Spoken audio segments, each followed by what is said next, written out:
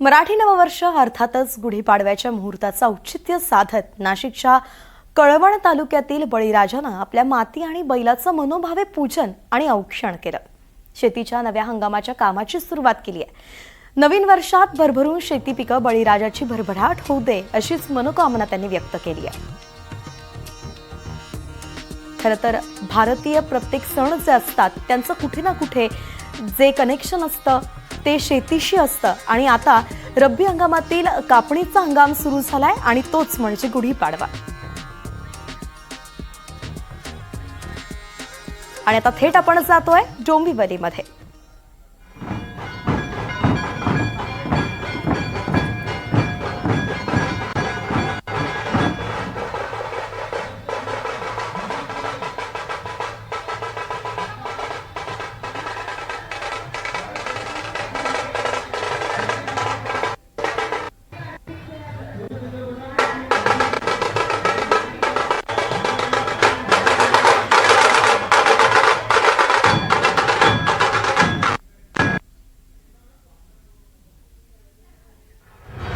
डोंबिवलीतली शोभायात्रा आपण पाहतोय। ढोल ताशा यांचा जो आवाज आहे तो कानी पडतोय आणि उत्साह संचारतोय।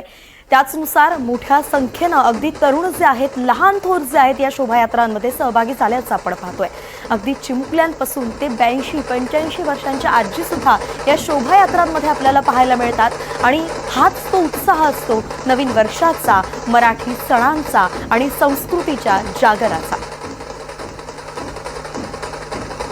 राज्यभरात वेगवेगळ्या ठिकाणी शोभायात्रा काढत, स्वागत यात्रा काढत या नवीन वर्षाचं स्वागत केलं जात आहे आणि त्यातच डोंबिवलीतही दृश्य आपण पाहतोय जिथे ढोल ताशांचा आवाज तर कानी पडतोय, ध्वजपथक सुद्धा पाहायला मिळत आहे।